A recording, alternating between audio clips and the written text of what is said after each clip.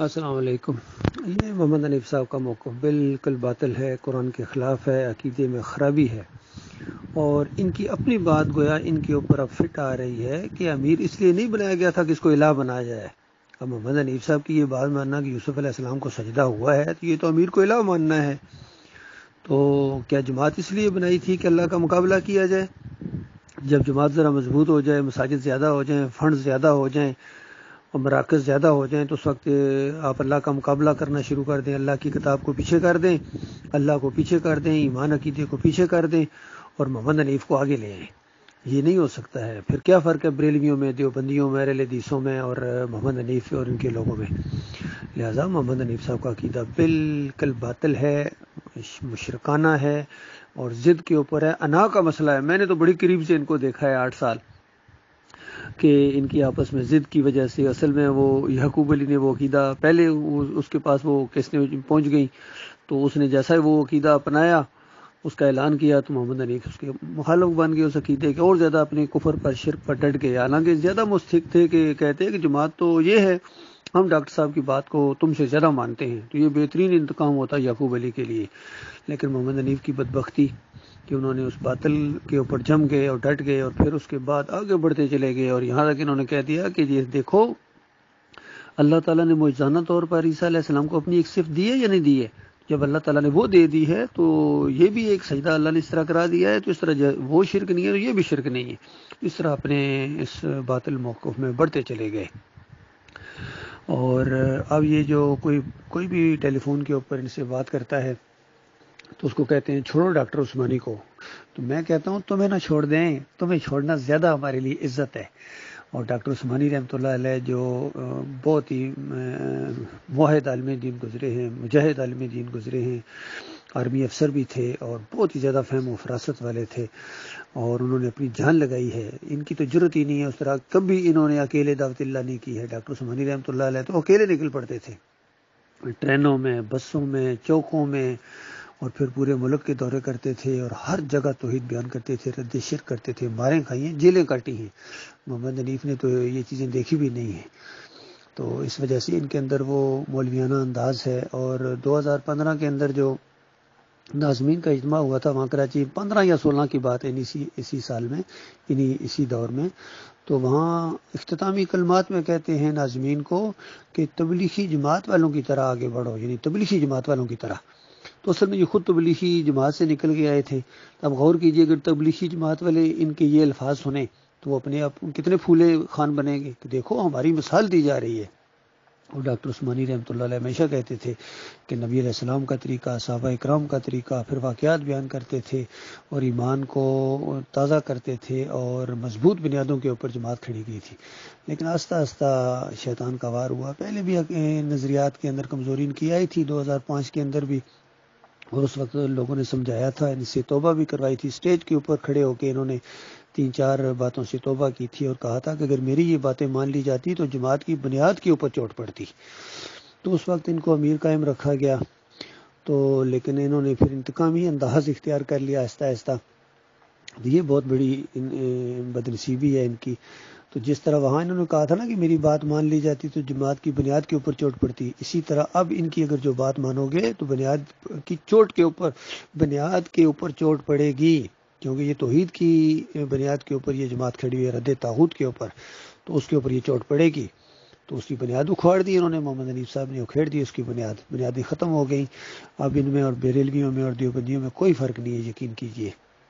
اور یہ عقیدہ انہوں نے نظم کے ڈنڈے سے منوایا، اور اب مولوی ٹائپ لوگ ان کے گرد گٹھے ہیں، جتنے بھی، چاہے قاری خلیل الرحمان ہوں، منور سلطان ہوں، اور مرکز کے اندر بھی وہاں کے ماڑی میں انہوں نے ایک مولوی بٹھایا ہوا ہے، اور اس سے عتیق الرحمان وہاں راولہ کوٹ کے علاقے میں ہیں، اور کراچی میں بھی جتنے مرکزی شورا والے بالکل سر نیچے کر کے جھکا کے ان کی ہاں میں ہاں ملاتے ہیں، کیونکہ نظام ایسا بن گیا ہے، سسٹم ایسا بن گیا ہے کہ جو بھی سر اٹھانے کی کوشش کرے گا اس کو نکال دیا جاتا ہے جماعت سے فوراً، اور یہ چیز لوگ برداشت نہیں کر سکتے ہیں۔ اب ان کو جنت اور جہنم کی فکر نہیں ہے، ان کو یہ بڑی فکر ہے کہ ہمیں کہیں مرکزی شورا سے نہ نکال دیا جائے، ہمیں کہیں مرتد نہ کہہ دیا جائے، ہمیں کہیں انتشاری اور باغی نہ کہہ دیا جائے۔ تو یہ باتیں تو نہیں جانی ہے بھائی، ہر کافر مشرک نے مومن کو باغی اور انتشاری کہا ہے، اور بغاوت کہا، یہ ایمان خالص ہوتا ہی بغاوت ہے، کافروں مشرکوں کے خلاف، طاغوت کے خلاف۔ تو ڈاکٹر عثمانی رحمۃ اللہ علیہ کی جو بنیادی دعوت تھی وہ یہی تھی کہ دیکھو کفر شرک جہاں بھی ہے اس سے دور بھاگو، شرک سے خاص کر جو ہے باب مارے کا ویر ہونا چاہیے، اور پہلے سمجھاؤ، اور اگر سمجھتے ہیں تو ٹھیک ہے، نہیں تو اس کے بعد پھر للکارو۔ بالکل یہی چیز ہم نے کی ہے، اور کسی پر چوٹ لگے کوئی ناراض ہو، ہمیں کسی کی پرواہ نہیں ہے، ہمارے اللہ سے آگے کوئی نہیں ہے، امیر اللہ سے آگے نہیں ہے، پہلے اللہ ہے، ایمان ہے، عقیدہ ہے، پھر جماعت ہے، پھر امیر ہے، پھر نظم ہے۔ دیکھیے یہ ترتیب، انہوں نے ترتیب الٹی کر دی۔ ان کی ترتیب یہ ہے کہ پہلے محمد حنیف صاحب ہیں، پھر مرکزی شورا ہے، پھر جماعت ہے، اور پھر اللہ ہے، پھر قرآن حدیث ہے، قرآن حدیث کے آخر لے گئے۔ تو لہٰذا محمد حنیف صاحب کے عقیدے کو ماننا یہ قرآن کا انکار ہے، اور پوری طرح ایمان کے اندر خرابی ہے۔ ڈاکٹر مسعود الدین عثمانی رحمۃ اللہ علیہ کا فتویٰ ہے کہ دیکھو جن کا ایمان خراب ہوتا ہے، جن کا عقیدہ خراب ہوتا ہے، وہ مشرک ہوتے ہیں، وہ اس طرح تفسیر کرتے ہیں کہ یوسف علیہ السلام کو سجدہ ہوا، تو محمد حنیف نے اسی طرح تفسیر کی ہے کیونکہ اس کے عقیدے کے اندر خرابی تھی۔ ان کا بھی فتویٰ ہے اور ان کا بھی فتویٰ ہے، یہ کہتے ہیں جو یوسف علیہ السلام کو سجدہ نہیں مانتا وہ قرآن کا انکاری ہے، ایمان سے خالی ہے، توحید سے ناواقف ہے۔ یہ دونوں فتوے اپنی اپنی جگہ موجود ہیں۔ اب ظاہری بات ہے ایک کا ماننے والا دوسرے کا انکاری ہے۔ کل قیامت کے دن جب یوسف علیہ السلام سے بھی پوچھا جائے گا، ہاں بھائی آپ نے سجدہ کروایا تھا، یعقوب علیہ السلام سے پوچھا جائے گا، اپنی نعمتیں اللہ یاد دلائے گا، اس کے بعد اچھا ہے یہ آپ نے بیٹے کو سجدے کیے تھے، تو وہ تو اسی طرح کانپیں گے جس طرح عیسیٰ علیہ السلام سے جب پوچھا جائے گا کہ بتاؤ مریم کے بیٹے، اسے کیا تو نے کہا تھا کہ مجھے اور میری ماں کو الہ بنا لینا، تو وہ کانپیں گے۔ اسی طرح نبی علیہ السلام نے فرمایا میرے سے جب اللہ تعالیٰ پوچھے گا تو میں وہی جواب دوں گا جو میرے بھائی عیسیٰ علیہ السلام نے جواب دیا، جو قرآن میں اللہ نے نقل کر دیا۔ ہر نبی سے، ہر بندے سے جو بھی نیک آدمی ہے اس سے اللہ تعالیٰ اسی طریقے سے پوچھے گا۔ ایک مثال کے طور پر سورہ المائدہ کے آخری رکوع میں یہ بیان کیا اللہ تعالیٰ نے۔ اور پھر یعقوب علیہ السلام نے تو مرتے وقت سارے بچوں کو بتایا، ایمان عقیدے کی اہمیت بتائی، کیوں نہ بتاتے، جب کہ ابراہیم علیہ السلام نے بھی آخری نصیحت یہی کی تھی، لقمان علیہ السلام نے آخری نصیحت یہی کی۔ اور پھر اللہ تعالیٰ نے سورہ الانعام کے اندر بتایا کہ یہ انبیاء ہیں، اگر یہ بھی شرک کرتے تو ان کا کیا کرایا برباد کر دیا جاتا۔ اور سورہ مریم کی جو آیت 58 نمبر ہے، یہ نص ہے اس مسئلے میں، کیونکہ اللہ تعالیٰ نے وہاں سارے انبیاء کا ذکر کیا ہے، سارے انبیاء کو، یعقوب علیہ السلام کو تو نام لیا اور کہا کہ ان کی اولاد میں بھی جو انبیاء ہیں، اور سارے کے سارے انبیاء کیا کرتے تھے، جب ان کے سامنے اللہ کی نشانی آتی تھی تو وہ دڑام سے سجدے میں گرتے تھے، روتے ہوئے اللہ کی نشانیاں دیکھ کے اللہ کے سامنے سجدے میں گرتے تھے۔ تو یہ یوسف علیہ السلام کا اقتدار پر پہنچنا، یہ اللہ کی قدرت کی اور اس کے وعدوں کی سچائی کی بہت بڑی نشانی تھی۔ یہ بالکل اسی طرح کا ایک انداز تھا جب نبی علیہ السلام سے کہا گیا کہ ابھی آپ کو یہاں سے نکال رہے ہیں سورہ بنی اسرائیل کے اندر، عنقریب آپ یہاں فاتح کی حیثیت سے آئیں گے۔ تو جب نبی علیہ السلام 10 سال بھی نہیں گزرے فاتح کی حیثیت سے آئے ہیں، اس وقت یعنی کوئی جب یہ بات بتائی جا رہی تھی کوئی سوچ بھی نہیں سکتا تھا یہ ہوگا، لیکن اللہ کی بات تو پوری ہونی تھی۔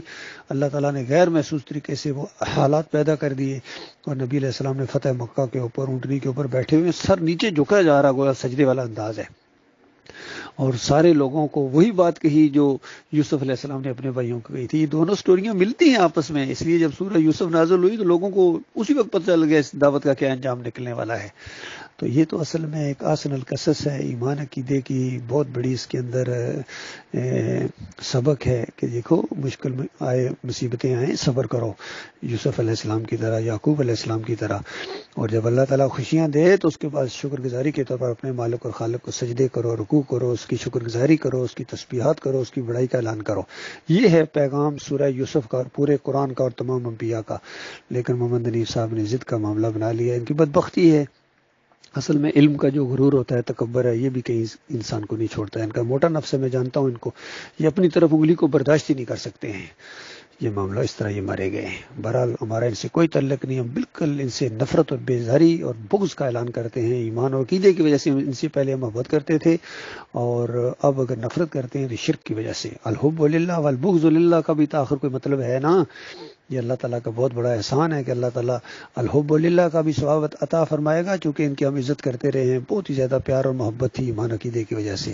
اور البغض للہ کا بھی اللہ تعالیٰ اجر عطا فرمائے گا، چونکہ ایمان کے ساتھ جو انہوں نے کھلواڑ کھیلا ہے، ہمارے مالک کی کتاب کو جھٹلا کے، ہمارے نبی علیہ السلام کی بات اور صحابہ کے انداز کو جھٹلا کے، اس نے اپنی جو بھی پوچھتا ہے اسے کہتا ہے میری تفسیر پڑھو، میری تفسیر پڑھو۔ تیری تفسیر کیوں پڑھیں؟